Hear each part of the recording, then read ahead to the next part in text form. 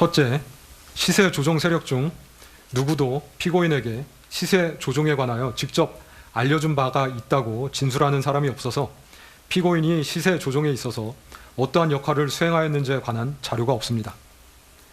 둘째, 피고인은 2010년 10월 28일 10만 주, 11월 1일 8만 주를 민모 씨, 김모 씨의 지시에 따라 블랙펄 대표 이모 씨에게 넘겨주었는데 통정 매매라고 보기 위해서는 그것을 통해 매매가 성황을 이루고 있는 듯한 외관을 형성하여야 하고 행위자에게 그러한 목적 등이 있어야 하나 피고인은 도이치모터스 주식 18만 주를 블랙펄에 넘겨주려는 목적으로 매도 행위를 한 것으로 보일 뿐 더 나아가 피고인에게 매매가 성황을 이루고 있는 듯이 잘못 알게 하거나 그 밖에 타인에게 그릇된 판단을 하게 할 목적까지 있었다고 단정하기 어려워 보입니다.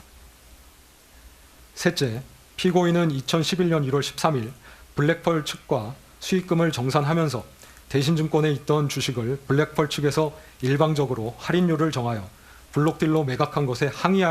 항의하기도 하였는데 만약 피고인과 블랙펄이 공모관계에 있었다면 블랙펄이 피고인에게 알리지도 아니한 채 일방적으로 할인율을 정하여 시가보다 약 2억 5천만 원가량 저가로 할인 매각하지는 못하였을 것으로 보입니다. 더욱이 위 블록딜 매매는 정상적인 블록딜이 아니라 블랙펄이 시세 조정을 위한 매수자 확보를 위하여 이루어진 것으로 이는 전체적으로 보면 공모 범행인 시세 조종 수행을 위해 이루어진 것인데 이와 관련하여 블랙펄이 시세 조정에 협력할 블록딜 상대방을 섭외하는 등의 업무를 한 것에 대한 블록딜 수수료 4,200만 원가량을 피고인으로부터 받은 것은 피고인이 블랙펄과 공모관계에 있는 내부자가 아니라 그 공모관계 밖에 존재하는 외부자, 즉 거래 상대방으로 취급되었기 때문으로 이는 피고인이 시세조정 세력과 공모관계에 있지 아니함을 보여줍니다. 넷째, 블랙펄은 2011년 1월 13일 피고인과 수익금을 정산하면서 피고인의 계좌에서 발생한 매매 차익만을 대상으로 수익을 정산하였는데 피고인과 블랙펄이 공모관계에 있었다면 피고인의 계좌에서 발생한 매매 차익만 계산할 것이 아니라 이 부분 공소 사실에서 시세 조종 세력이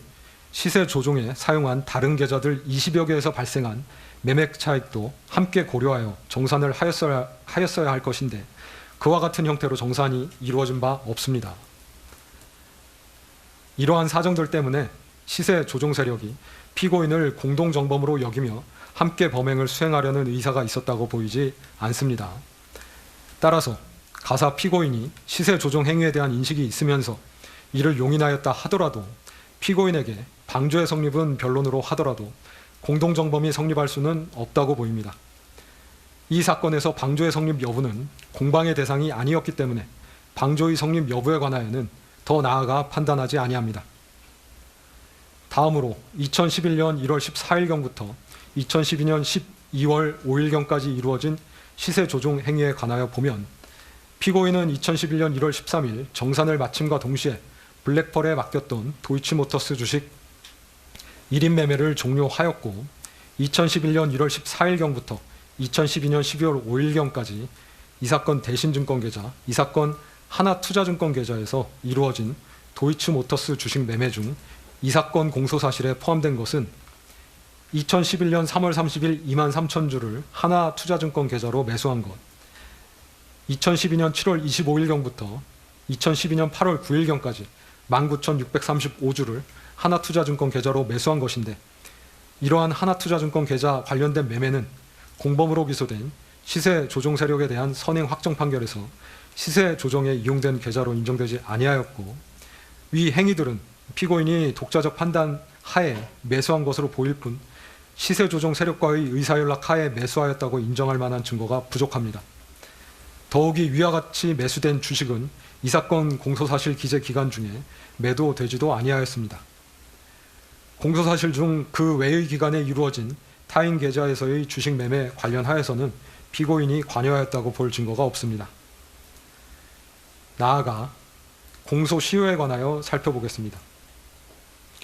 피고인이 자신의 증권계좌에 금원을 입금하기 시작한 것은 2010년 10월 22일경부터이고 피고인의 계좌 등이 시세조정 행위에 이용된 것은 2010년 10월 28일경부터로 그 무렵부터 2011년 1월 13일까지 이루어진 시세 조종 행위는 피고인의 계좌 등이 교부되어 1인 매매 형태로 이루어졌고 그 방식은 주로 통정, 가장 매매였다는 점, 2011년 1월 13일경 피고인이 1인 매매를 위탁했던 상대방과 다투고 정산을 받은 이후로는 1인 매매를 하지 아니하였다는 점, 피고인이 자신의 계좌 이외에 시세 조정에 이용된 계좌나 그 운용 형태 등에 관하여는 별다른 인식이 없었던 것으로 보이는 점, 2011년 3월 30일경 이루어진 매수 행위는 피고인이 스스로 거래를 한 것으로 보이는 점, 그 후 1년 4개월가량 경과된 2012년 7월 25일경부터 2012년 8월 9일경까지 피고인은 단기간 동안 스스로 현실 매매를 한 것으로 보이는 점, 그 이외의 기간에는 피고인의 계좌나 자금이 이 사건 시세 조종 행위에 이용된 것은 없는 것으로 보이는 점